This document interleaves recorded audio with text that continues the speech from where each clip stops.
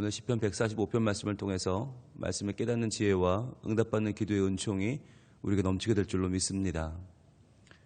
시편 145편 말씀은 우리가 굉장히 익숙한 말씀입니다. 왜냐하면 이 시편 145편의 1절 말씀을 우리는 매 주일마다 고백하면서 예배를 시작하죠. 바로 이러한 찬양입니다. 왕이신 나의 하나님, 내가 주를 높이고 영원히 주의 이름을 송축하리이다. 우리 성민교회의 이 찬양은 참 특별한 찬양이죠. 주일날 주일 예배를 주님 앞에 드리면서 처음으로 고백하는, 다 함께 손을 들고 이 찬양을 고백합니다. 여러분, 이것은 우리 예배에 있어서 굉장히 중요한 시간이에요. 그 전까지 시간과 하나님과 함께하는 예배 시간, 이 두 시간이 구별되어는 하나의 아주 중요한 의미가 있는 시간입니다. 왜냐하면 왕이신 하나님을 선포한다라고 하는 거. 그 전까지 내 삶의 주인은 나였잖아요. 내가 주인이었고 내가 왕이었고 내가 모든 삶의 중심이었단 말이죠. 나한테 유익이 되지 않는 것은 필요 없었고 나에게 뭔가 이익이 되는 건 어떻게든 이루려고 했던 그러한 삶을 살았던 우리가 하나님 앞에 나와서 이제는 내가 왕이 아니고 하나님이 왕이십니다 라고 고백하는 찬양이에요. 그래서 이 시간 내가 다시 한번 하나님의 왕 되심을 인정하고 주님을 높입니다. 하나님만 나의 왕이시니 이 시간 내가 왕이라고 하는 교만을 벗고 무지를 벗고 진짜 왕이신 하나님을 다시 맞이합니다. 내가 하나님을 높입니다 라고 하는 고백이죠. 근데 이 고백의 오리지널 버전이 오늘 시편 145편이에요. 근데 이 오리지널 버전이 우리보다 더 의미 있는 이유가 있어요. 우리는 왕이 아니잖아요. 어차피 왕이 아니기 때문에 뭐 하나님을 왕이라고 부르는데 우리는 전혀 거리낌이 없어요. 그런데 이 본문은 시편 145편은 다윗의 찬송이란 말이죠. 다윗이 누굽니까? 이스라엘 역사상 모두 42명의 왕이 있었거든요. 처음 시작할 때 사울, 다윗, 솔로몬이 있었고요. 그 다음에 분열되면서 남유다의 20명, 북이스라엘의 19명, 합해서 모두 42명의 왕이 있었는데 그 왕들 가운데에서 가장 왕다운 왕으로 꼽히는 사람이 다윗입니다. 가장 하나님을 잘 섬겼고 나라도 부강했고 전쟁하는 것마다 이겼고 전성기를 누렸던 다윗. 그래서 지금도 이스라엘 국기에는 다윗의 별을 국기로 쓰죠. 그럴 정도로 다윗의 왕위는 견고하고 굳건했습니다. 그리고 다윗의 후손, 그 왕가의 후손에서 예수님이 태어난 것을 정말 의미 있게 바라볼 정도로 다윗은 중요한 인물이죠. 그런데 그렇게 훌륭한 왕이었던 다윗이 얘기하는 거예요. 왕이신 나의 하나님. 내가 왕이 아니고 진짜 왕은 하나님이시다라고 고백하는 거죠. 그래서 오늘 본문에 의미가 있는 거예요. 다른 누가 이런 말을 했다면 그러면 중요하지 않아요. 어차피 지는 왕도 아닌데 뭐. 그런데 왕 중에 왕인 다윗이 내가 왕이 아니라 하나님이 왕이십니다 라고 고백하는 거죠. 그래서 의미가 있는 거예요. 우리가 시편 23편을 볼 때 여호와는 나의 목자시니 라고 하는 말씀 보면서 우리는 어차피 내가 목자가 아니니까 뭐 아무렇지 않게 고백하지만 여러분 다윗의 고백 아닙니까? 시편 23편도. 근데 다윗은 목자였거든요. 내가 목자예요. 목자 중에 목자예요. 맹수가 덤벼들면 물매로 맹수를 때려잡을 정도의 훌륭한 목자였어요. 그런데 그랬던 목자인 다윗이 뭐라고 고백합니까? 여호와는 나의 목자라고 고백해요. 그러니까 내가 목자 아니고 하나님의 목자십니다. 결국 여러분 뭘 알 수 있냐면 뭔가 한 분야의 경지에 이르는 사람들, 한 분야에 통달한 사람들은 아는 거예요. 아, 내가 아니라 하나님이 하시는구나. 어설픈 목자는 지가 목자라고 그러지 하나님 목자라고 안 해요. 내가 하는데 다 내가 하는 것 같은데. 그런데 정말 훌륭한 목자는 아는 거죠. 아, 내가 이렇게 양들을 돌보는 것처럼 하나님이 나를 돌봐 주시는구나. 내가 양들을 먹이고 양들을 살려내는 것처럼, 내가 아니면 양들이 하루 살기 어려운 것처럼 하나님이 아니면 내가 하루 살기 어렵구나. 내가 목자 아니고 하나님 목자구나 라고 깨닫는 거죠. 왕도 마찬가지죠. 어설픈 왕들은 지가 왕이라고 그래요. 질을 높이라고 그래요. 그런데 진짜 왕 중의 왕이었던 다윗은 깨닫는 거예요. 아, 내가 나라를 이끄는 게 아니네. 내가 이 나라를 통치하고 내가 이 나라를 위해 전쟁을 하는 게 아니네. 나보다 훨씬 더 크신 분이 이 모든 것을 이끌어가고 계시는구나. 그분이 하나님이시구나. 그래서 왕이신 하나님이에요. 시편 전체를 통틀어서, 아니 성경 전체를 통틀어서 왕이신 나의 하나님이라는 표현은 여기밖에 안 나와요. 그만큼 다윗은 하나님을 전적인 나의 왕으로 생각하고 섬기고 찬양했다는 겁니다. 근데 오늘 본문에서 왕이신 하나님, 왕 중에 왕이 고백하는 진짜 왕이라는 것도 의미 있지만, 저는 우리에게 이 찬양이 다가왔을 때는, 우리가 이 찬양을 고백할 때는 또 다른 의미가 있다고 봐요. 왜냐하면 왕이신 하나님과 나의 하나님은 완전히 다른 개념이거든요. 왕이신 하나님, 나의 하나님, 어떻게 다를까요? 왕이신 하나님은 위대하고 크신 분이죠. 그런데 너무 멀리 있잖아요. 왕이신 하나님, 우리가 왕을 만날 기회가 얼마나 있을까요? 백성에게 왕 만날 기회는 평생 없을 수도 있어요. 어쩌다 정말 한 번, 그것도 먼 발치에서 어마어마하게 많은 호위병들 사이에서 왕이 누군지 우리는 얼굴도 모를 거예요. 그런데 그렇게 멀리 있지만 왕이 있기 때문에 나라는 유지되고 국민은 평안을 누립니다. 그러니까 왕이신 하나님이라는 개념은 뭐냐면, 나는 잘 모르겠는데 아무튼 그런 분이 있대. 그래서 그분 덕분에 내가 살아. 이게 왕이신 하나님이에요. 그런데 나의 하나님은 완전히 다르죠. 나의 하나님은 나와 아주 친밀하신 분, 나를 아주 잘 아시는 분, 나도 하나님을 잘 알아. 나 그분이 되게 잘 알아. 그게 나의 하나님이죠. 혹시 정말 어찌 보면 나만 혼자 알고 있는 것만큼 잘 알아. 아주 친밀한 분. 그런데 이 두 가지 개념이 만났어요. 왕이신 나의 하나님이에요. 그러니까 이 두 가지 전혀 달라 보이는, 때로는 모순돼 보이는 두 가지 개념이 합해지면서 하나님은 어떤 분이 됩니까? 너무너무 크고 너무너무 위대하신데 그분이 나를 잘 알아. 내가 그분을 잘 알아. 그러니까 이분 특별한 분이 되는 거죠. 이런 분은 없는 거죠. 이렇게 크고 이렇게 놀라운 분이 나를 너무너무 자상한 눈으로 봐주시고, 나를 손바닥 보듯이 훤히 나를 꿰뚫고 계시고, 나에게 자기를 열어 보여주시고 계시하시면서 나를 좀 알아줘 라고 다가오시는 분, 이런 분이 어디 있겠어요. 다윗은 바로 하나님을 그런 분으로 만난 거예요. 그래서 왕이신 나의 하나님은 정말 특별한 개념인 거예요. 그래서 우리가 주일날 아침에 왕이신 나의 하나님 찬양하면 이걸 시작할 때 우리는 알아야 되는 거죠. 지난 한 주간의 삶을 인도해 주신 진짜 하나님, 진짜 나의 왕이신 놀라운 하나님, 참 굉장하신 하나님. 그런데 그 하나님은 지금 나를 주목하시고 지금 나의 예배를 이 세상 그 어떠한 이벤트보다도, 그 어떠한 기이한 일들보다도 아주 놀랍게 주의 깊게 바라봐 주시는 분, 나에게 모든 신경을 집중해 주시는 분이라고 고백하는 거예요. 마치 처음 태어난 아기가 입을 오물오물하면서 첫 마디를 딱 뱉는 그 순간을 바라보는 부모의 심정으로 하나님은 이 찬양으로 고백하며 시작하는 우리의 예배를 주목하여 봐주신다. 왕이신 나의 하나님. 자, 그럼 내가 어떻게 나아가요? 내가 주를 높이고 영원히 주의 이름을 송축하리이다. 내가 주를 높이고 영원히 주의 이름을 송축하리이다. 여기서 중요한 표현은 바로 영원히입니다. 영원히.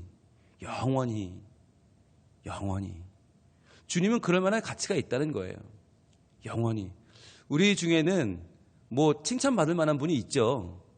뭐 그분 대단해, 그분 훌륭해 라고 할 수 있는 분이 있겠죠. 그런데 영원하지는 않아요. 어떠한 순간, 어떤 한 모습은 훌륭해요. 그런데 영원히 훌륭한 사람은 없어요. 지금까지는 모르겠어요. 앞으로는 그렇게 산다는 보장이 어디 있습니까? 그러니까 아무리 훌륭한 사람도 지금까지는 모르겠어요. 그런데 앞으로까지 장담할 수 있는 사람은 없어요. 그런데 하나님은 누구냐? 영원히, 즉 영원 전부터 지금까지, 또 지금부터 영원 끝까지 모든 시간 속에서 언제나 어디서나 누구에게나 찬양받기에 합당하신 분은 하나님밖에 없다는 거죠. 그래서 이 영원이라고 하는 한마디 속에는 지금까지 살아온 모든 날들과 앞으로 살아갈 모든 날들이 포함됩니다. 그래서 지금까지 나를 지켜주신 하나님을 찬양하고 앞으로 나와 함께 하실 하나님을 높이는 것이 바로 영원이에요. 여러분, 앞으로 주일 예배를 드릴 때 이 찬양을 드리면서 우리가 이걸 한번 생각하며 부르면 더 좋겠습니다. 그냥 부르던 찬양이니까가 아니라 정말 내가 쳐다보기도 크고 두려우신, 놀랍고 위대하신 왕이신, 그러나 나를 사랑하시고 나를 가까이 여기시고 나를 만나주시는 나의 하나님, 내가 주를 높이고 영원히 주의 이름을 송축하리이다. 이전에 나와 함께 하셨던 그 하나님의 놀라운 사랑을 앞으로도 계속 받으며 앞으로도 그분을 누리며 살 것을 믿고 하나님을 의지하는 삶을 내가 앞으로 영원히 살겠습니다 라고 하는 다짐을 담아서 이 찬양을 부르는 거죠. 한번 불러볼까요? 자, 이제 주일 아침이에요.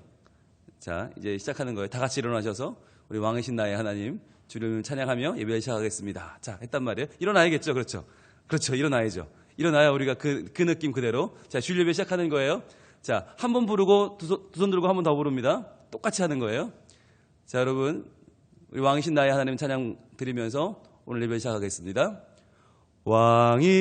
왕이신 나의 하나님, 내가 주를 높이고 영원히 주의 이름을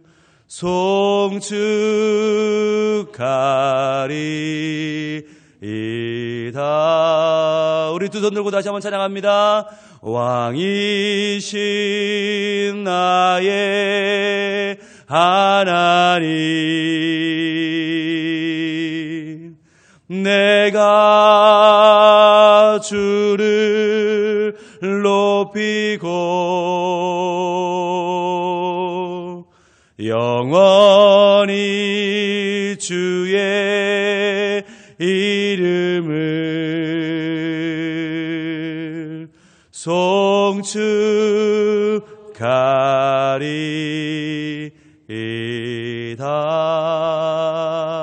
송축하리이다. 아멘. 앉아보세요. 네. 여러분, 이제 이 느낌으로 부르시는 겁니다. 우리가 이 말씀을 알면 알수록, 우리가 하나님을 아는 지식이 늘어나면 늘어날수록 우리의 모든 시간은 특별해지는 거예요. 예배를 드려도 이 순간이 내가 왜 지금 이걸 하고 있는지를 알고 예배하는 것과 모르고 습관적으로 하는 건 하늘과 땅 차이예요. 그래서 우리가 가능하면 주일 예배의 모든 순서들이 어떤 의미가 있는지 하나하나 좀 찾아보면 좋을 것 같다라는 생각을 저는 했어요. 왕이신 나의 하나님을 부르면 우리 찬양대원들은 발걸음이 빨라질 겁니다. 막 들어와야 되거든요. 그래서 막 들어 자리를 찾아 앉아야 되니까 마음이 분주해질 수도 있어요. 하나님을 온전히 찬양하며 내 마음을 드리는 것. 그래서 저는 이 찬양을 부르며 예배를 시작하는 우리 교회 예배가 정말 하나님 앞에서 우리의 마음을 드리는 예배가 되면 좋겠고요. 정말 그 왕이신 하나님께서 나의 하나님이 되어주셔서 우리의 모든 바람과 소원을 들어주시고 우리를 만나주시는 특별한 예배, 거룩한 예배가 될 수 있게 소망합니다. 자, 그러면 이제 중요한 건 영원이라고 하는 이 단어가 참 좋기는 한데 너무 막막해요. 막연해요. 영원히 주의 이름을 송축한다? 영원히? 내가 영원히 살지도 못하는데? 나는 유한한 인간인데 어떻게 영원히 찬양을 하지? 거기에 대해서 2절에 밝혀주고 있어요. 바로 영원히 찬양한다는 게 뭐냐? 2절입니다. 내가 날마다 주를 송축하며 영원히 주의 이름을 송축하리이다. 아, 그렇구나. 영원히 주의 이름을 송축한다는 것은 날마다 주를 송축하는 거구나. 날마다예요. 우리는 유한한 인생을 살아요. 영원히 살 수 없어요. 그런데 내가 사는 날들마다 찬양하는 것이 내가 할 수 있는 영원이에요. 영원에 동참한다고 하는 것이 우리에게는 이게 분명히 손에 잡히지 않아요. 그래서 2절은 날마다라고 하는 말로 쉽게 우리에게 풀어주고 있어요. 어떤 날은 찬양하기가 참 신나고 좋죠. 아유, 하나님만큼 좋은 분이 어디 있어. 그런데 어떤 날은 영 찬양이 안 나올 수도 있잖아요. 하나님 계시다면 이렇게 더울 수 있어? 그러면서 하나님 계신데 이렇게 나에게 안 좋은 일만 찾아올 수가 있어? 하나님 계신데 어떻게 이럴 수 있지? 이런 날이 더 많잖아요. 그런데 그런 날일지라도 날마다 무슨 날이든 내게 어떤 일이 찾아왔던 관계없이 내 감정이나 내 환경에 관계없이 찬양할 수 있는가? 그게 영원이에요. 그런데 하나님은 그렇게 찬양받기에 합당한 분이다. 그렇게 찬양받으시기에 하나님은 너무나 넘치는 분이다 라고 고백하는 거죠. 그래서 내가 날마다 나의 기분의 어떤 상황을 뛰어넘어서 초월해서 하나님을 찬양하는 그러한 삶을 살 때 하나님은 영원히 찬양을 받으시는 거죠.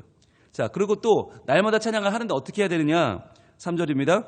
여호와는 위대하시니 크게 찬양할 것이라. 크게 찬양하라는 거예요. 찬양을 하되 할 수 있는 한 크게 해라. 왜? 하나님은 크신 분이니까.